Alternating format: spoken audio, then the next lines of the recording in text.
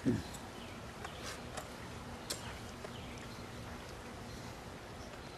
of all, when Janet told her story about me, I don't feel it was totally accurate. I mean, because, first of all, I did scramble the maps all up with my eyes shut, laid them out with my eyes shut, opened one up, pointed, and I did say, in Georgia.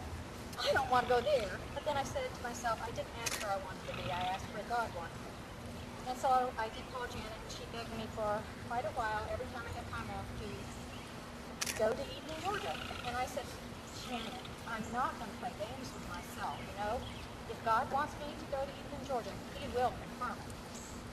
And so she still continued to call me every chance she got. And I said, no, I'm going to go to Auburn, Alabama, and visit my sons. And so this went on for probably 2 years. And then I get these little notices saying, you know, Eden sounds like the place I'm supposed to be, but no, there's still no sure answer.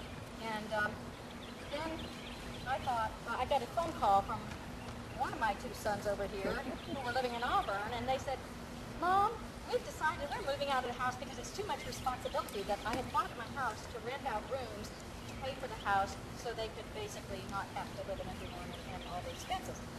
So when they told me they were going to move out, I was like, and then I thought, wait a minute, I love Auburn. I love that little house.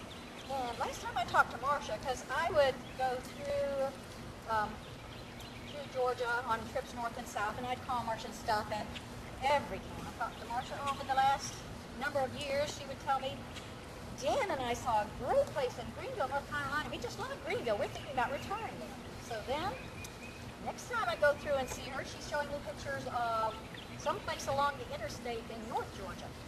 And then I got a call saying that she was looking at Noonan, Georgia. And so I went, the last place I heard her say was Noonan. Oh, she talked about Eufaula, Alabama, too. Okay? And so I looked on the map, and Noonan, Georgia wasn't real far away from Auburn. And I figured, well, this way I could get to see Marcia, you know, every so often and continue our lifelong friendship. And when we first got married, her husband was assigned to Atlanta, and my husband was. So we spent 10 years, 45 minutes apart then, and had babies 3 weeks apart, and, you know, all sorts of things that tied our lives together over that 10-year period. So I decided I was going to, thought, would God get mad at me if I don't go to Eden? I don't know. So I was going to call Marcia and ask her if I could meet her in Noonan when I went to look at the house and make my decision. Do I sell it or do I live in it? And before I called her, she called me. And she said, Joan, I have some great news. And I said, what's that? And she told me one thing, and then she said, and the other thing is, we found a place we're going to move and retire to. And I said, oh, where is that? And she said, Eden, Georgia. Well, I screamed so loud, it's a wonder she can hear to this day. And I said, Eden, Georgia, you've got to be kidding.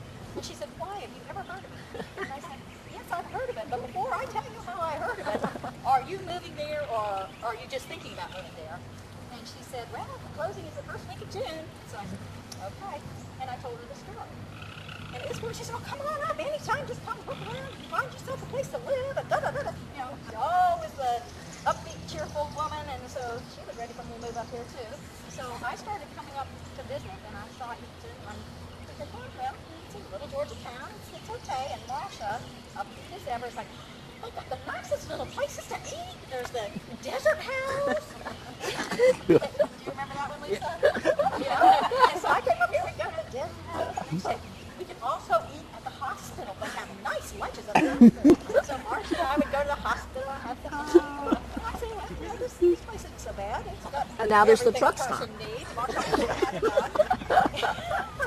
And Marcia also, she's very organized, if you haven't noticed, and meticulous. She, before she went on her search for a house, had a list of everything the ideal house and yard would have. She was looking all over. When she came here, it was the first place that everything on her list checked off. But she admitted to me later that they did come down here about 7 times, I think it was, at the point I talked to her, to look and see if there was everything she really wanted, like how many restaurants are there, because I don't like to cook and I want to go out to eat son.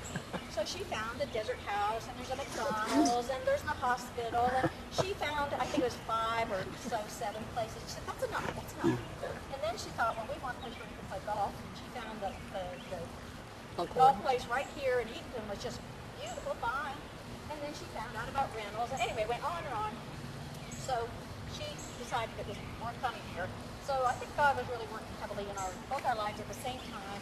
And I had no idea why. And I can't say it was all just for this time, because every day of my life in Eaton has been enriched because of my friendship with Marcia and Dan. And it's been an incredible adventure. But this was a time when she pulled people together with a strength that I didn't know existed nowadays. She told me she looked for the 5 most loving women she could find in Eaton and went to them and told them about my sister and my situation, and would they be willing to help.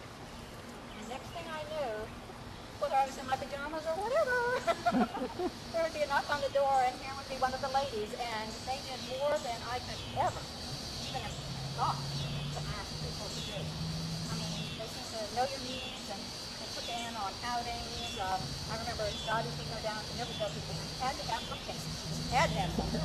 So they looked there, and she also took her to the Goodwill to look for clothes, how they found it, whatever it was, and she found nice, marvelous clothes, and they fit just perfectly, and she was right on. And so Alicia, I remember her taking her out to at Christmas to see the big gingerbread house at the Ritz, and so that was extremely special.